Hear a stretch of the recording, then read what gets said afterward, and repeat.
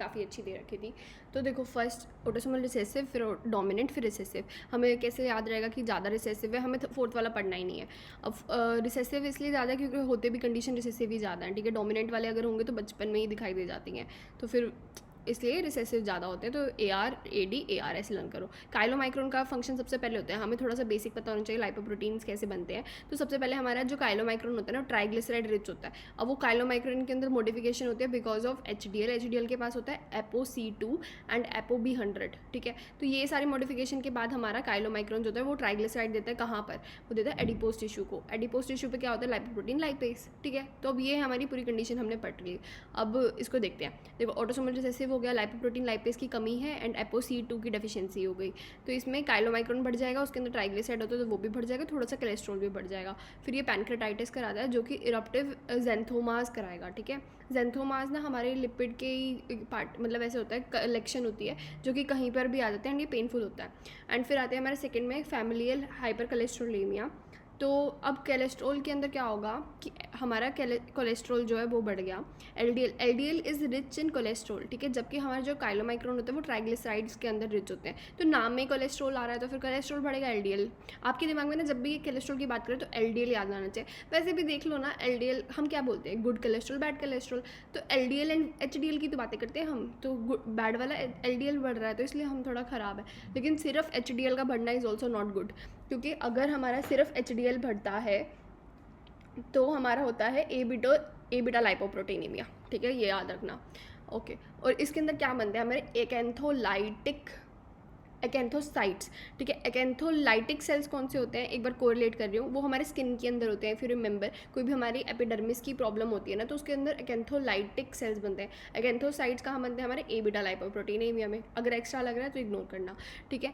तो अगर अब इसमें क्या होता है, हमारा LDL रिसेप्टर्स जो होते हैं वो एब्सेंट हो गए, ApoB100 हो गया। अब ये कैसे लर्न करेंगे? सेकंड है तो B हो जाएगा एंड LDL रिसेप्टर्स आगे क्योंकि उसका बाद में फंक्शन आता है एंड कोलेस्ट्रॉल से रिलेटेड यही होंगे, ठीक है। और एक और खास बात कि ApoB100 एंड 48 जो होते हैं वो RNA एडिटिंग का एग्जाम्पल होते हैं। तो RNA एडिटिंग में क्या होता है हमारा 3' to 5' फंक्शन होता है, बाकी सब में 5' to 3' था, ठीक है। फिर उसके बाद आएंगे टेंडन ज़ैंथोमा। टेंडन्स 2 होते हैं, आँख भी 2 होती है, ठीक है। एक्सेलरेटेड हमारा एथेरोस्क्लेरोसिस हमें यहाँ पर मिलेगा। डिस बीटा लाइपोप्रोटीनेमिया में क्या है कि सब कुछ ख़राब सा है। ApoE3 हो जाएगा। CAP क्लासिफिकेशन में हम ये ट्रिक करते हैं, जो C3 होता है वो एक्जिमा होता है, ठीक है। फिर उसके बाद आएगा हमारा काइलोमाइक्रोन्स की रेमिनेंट VLDL। देखो हम इनके बारे में कुछ बात नहीं करते, तो इस हम डिस बीटा लाइपोप्रोटीनेमिया आपको ना बोल के अच्छा लगेगा, ठीक है। लेकिन मतलब पता चल रहा है कि कुछ ख़राब ही चल रहा है। जैसे डिसजर्मिनोमा है, हमें पता है कुछ ख़राब चल रहा है उसके अंदर, ठीक है। डिसजर्मिनोमा जैसे डिस बीटा लाइपोप्रोटीनेमिया। तो काइलोमाइक्रोन के रेमिनेंट्स VLDL इसके अंदर आगे, जिनकी कोई नहीं बात करता, हम यहाँ पे बात करते हैं। तो अब क्या है ये पामर, अगर आपको मतलब अगर आप किसी भिखारी को देते हैं कोई चीज़ तो फिर आप अपना लेफ्ट ओवर देते हैं, ठीक है, राइट। तो उसको बोलते हैं पामर ज़ैंथोमा, ठीक है। एंड ब्रॉड बीटा बैंड हो जाएगा और साथ में प्री मैच्योर एथेरो, मतलब जल्दी उसकी डेथ भी होगी, ठीक है। ये सब कुछ ना अजीब सा लगेगा आपको, पढ़ते हुए अजीब लग रहा है तो आपको याद रहेगा, ठीक है। अब वापस से रिवाइज करते हैं। काइलोमाइक्रोन AR हो गया, हमारे सबसे पहले फंक्शन किसका आता है? लाइपोप्रोटीन लाइपेज का, इसलिए आ गया। ApoC2 हो गया, काइलोमाइक्रोन हो गया, फिर ट्राइग्लिसराइड हो गया एंड पैनक्रेटाइटिस इरप्टिव ज़ैंथोमास, मतलब पेनफुल ज़ैंथोमास करेगा। हाइपर कोलेस्ट्रोलेमिया AD हो गया। LDL रिसेप्टर है, B100 की डेफिशिएंसी है। LDL एंड कोलेस्ट्रॉल में डेफिशिएंसी वो बढ़ जाता है, क्योंकि हम कोलेस्ट्रॉल की बात करें तो LDL तो आएगा ही ना। एंड 2/4 ज़ैंथोमास कहाँ पर? ज़ैंथोमा टेंडन पे, आँख के अंदर एंड हमारे एक्सेलरेटेड एथेरोस्क्लेरोसिस।